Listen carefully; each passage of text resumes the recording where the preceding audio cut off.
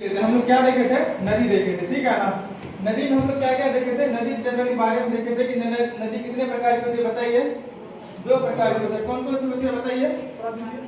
हिमालयी नदी और दूसरा क्या देखे थे बताइए? प्रायद्वीपीय नदी। हिमालयी नदी और प्रायद्वीपीय नदी। हिमालयी नदी और प्रायद्वीपीय नदी, ठीक है ना। हिमालयी नदी और प्रायद्वीपीय नदी। हिमालयी नदी के बारे में देखे तो हिमालयी नदी की कुछ विशेषताओं के बारे में देखे थे। एक दो विशेषताओं के बारे में आप लोग बता सकते हैं तो बताइए। जैसे कि एग्जैक्टली हमेशा पानी से भरा रहता है और क्या बताइए? डेल्टा का निर्माण करता है और सब बर्फ का निर्माण करता है, ठीक है ना। विसर्ग बनाती हुई जाती है, युवावस्था में रहती है, ठीक है। उसके बाद प्रायद्वीपीय नदी इसका सीधा उल्टा होता है, ठीक है। इसमें हमेशा पानी नहीं रहता, मतलब 12 मासी नहीं है ये, ठीक है। इसका एकमात्र जो अपवाद है वो कौन सी नदी है? कावेरी नदी है। कावेरी को क्या बोलते हैं इधर? हाँ, 12 मासी या सदानी नदी। इसमें अपवाद में कौन सा आ जाता है बताइए? अपवाद में कावेरी नदी। अपवाद में क्या आ जाता है बताइए? कावेरी नदी। मतलब जो हिमालय नदी में होगा वो प्रायद्वीपीय नदी में नहीं होगा। दोनों एक दूसरे क्या होता है बताइए?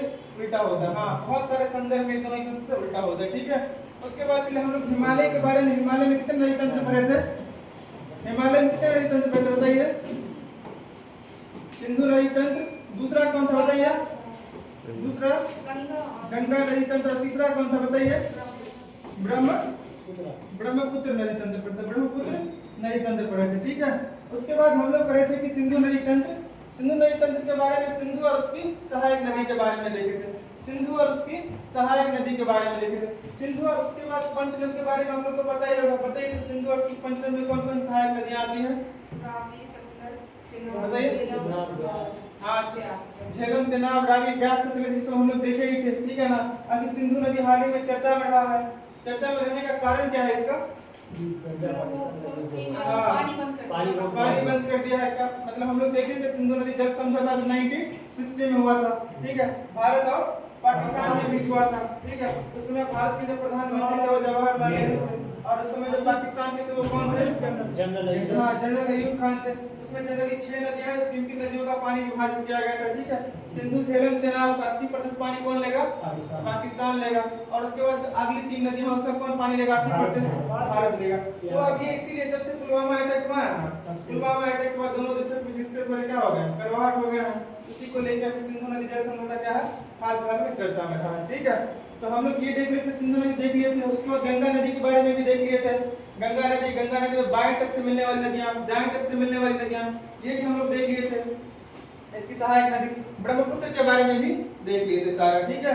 अब हम लोग आज देखेंगे प्रायद्वीपीय नदी तंत्र के बारे में। किसके बारे में देखेंगे? प्रायद्वीपीय नदी तंत्र के बारे में। प्रायद्वीपीय नदी तंत्र को भी हम लोग कितने भागों में बांटते हैं? 2 भागों में। प्रायद्वीपीय नदी तंत्र को भी कितने भागों में बांटते हैं? 2 भागों में। सबसे पहले तो एक होता है, अगर आप एनसीईआरटी का देखें तो उसमें स्पष्ट रूप से लिखा गया, एक है पूरब की तरफ, ठीक है। एक है पूरब की तरफ जाने वाली नदी, पूरब की तरफ जाने वाली या बहने वाली नदी, ठीक है ना। और एक क्या बताइए? पश्चिम की तरफ। हाँ, पश्चिम की तरफ, पश्चिम की तरफ, पश्चिम की तरफ, ठीक है ना। मान लीजिए कि ये भारत है, ये क्या बताइए? भारत है। इधर क्या बताइए? बंगाल की खाड़ी है। इधर क्या है? बंगाल की खाड़ी है। इधर क्या बताइए? अरब सागर है। अरब सागर है। आप लोग ये भी जानते हैं जो अधिकांश नदियां हैं प्रायद्वीपीय वाली वो निकलती है कहां से बताइए? पश्चिमी घाट से निकलती है। कहां से? पश्चिमी घाट से निकलती है। और जाती किधर है बताइए? बंगाल की खाड़ी में जाती है। बंगाल की खाड़ी में मतलब ये क्या है? ये पूरब है ना, बताइए। पूरब है ना इधर, ठीक है। तो पूरब है, तो पूरब की तरफ मतलब इसको हम दूसरे भाषा में क्या बोल सकते हैं बताइए? बंगाल की खाड़ी में जाने वाली नदी। क्या बोल सकते हैं? बंगाल की खाड़ी में जाने वाली है, बंगाल की खाड़ी में गिरने वाली नदी, ठीक है। और इधर हम क्या बोल सकते हैं पश्चिम में बताइए? अरब सागर। अरब सागर में गिरने वाली नदी। अरब सागर में गिरने वाली नदी, ठीक है। अरब सागर में गिरने वाली नदी में हम लोग कल देखे थे 3-4 नदियों के बारे में देखे थे। कौन कौन सा देखे थे बताइए? नर्मदा के बारे में देखे थे, ताप्ती के बारे में देखे थे, ठीक है। उसके बाद साबरमती के बारे में देखे थे, साबरमती। उसके बाद माही नदी के बारे में देखे थे। केरल में 1-2 और नदी बहती है, एक का नाम है भरतपुझा नदी, एक का नाम है पंबा नदी, ठीक है ना। पेरियार नदी, इसके बारे में आप देख सकते हैं। भरतपुझा नदी, मात्र एक नदी का यहाँ पे नाम लिख लीजिए। तो मेन लीजिए ये है ना कि नर्मदा, ताप्ती, साबरमती, माही, ठीक है ना, भरतपुझा नदी, ये सब नदी किस में गिरती है बताइए? अरब सागर में गिरती है। और इधर जो हम लोग देखे थे बंगाल की खाड़ी में गिरने वाली नदी, बंगाल की खाड़ी में गिरने वाली नदी में कौन कौन सा था बताइए? पहला गोदावरी है। दूसरा क्या बताइए?